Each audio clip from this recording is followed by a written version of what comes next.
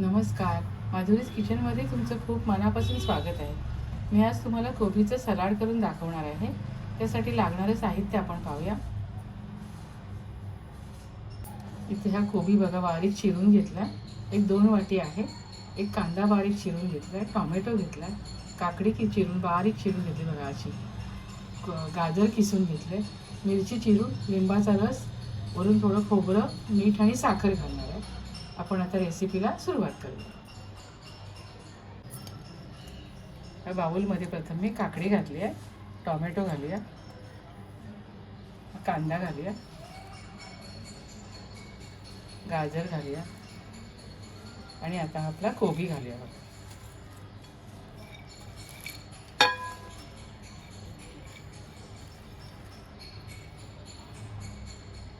कोबीवर ही मिरची घालूया.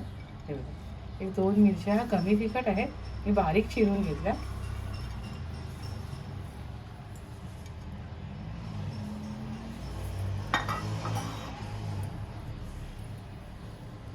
यावर आपण चवीप्रमाणे मीठ घालूया, लिंबाचा रस,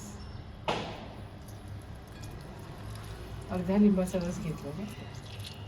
लिंबाच्या रसाने खूप छान चव येते. थोडी साखर घालूया आणि थोडं किसलेलं खोबरं घालूया. थोडंसं घालायचं, खूप छान स्वाद येतो आणि सारं आपण मिक्स करून घेऊया.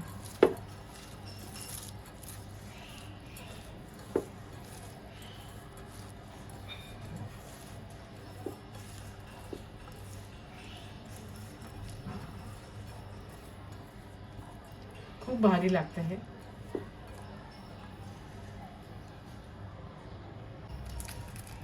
यावर आपण थोडी काळी मिरी पावडर घालूया.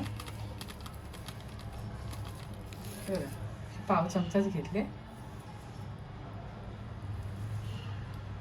आणि कोथिंबीर घालूया.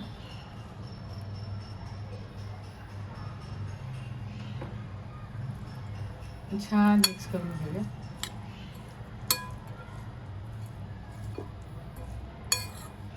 आपलं हे कोबीचं सलाड खूप भारी लागतं. तुम्ही खोबऱ्याऐवजी शेंगदाण्याचं कूट घालू शकता, आवडीप्रमाणे तुम्ही घेऊ शकता.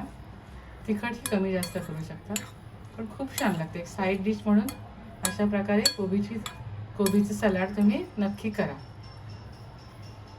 तुम्हाला मी सर्व करून दाखवते. इथे छान असं कोबीचं सलाड मी तयार केलेलं आहे. खूप चवीला छान लागतं. तुम्ही साईड डिश म्हणून अशा प्रकारे सलाड करू शकता. तुम्ही सुद्धा अशा प्रकारे सलाड करून खात राहा, आनंदी राहा, स्वतःची काळजी घ्या आणि माझे व्हिडिओ पाहत राहा. शेअर करा, लाईक करा, आठवणीने सबस्क्राईब करा. धन्यवाद.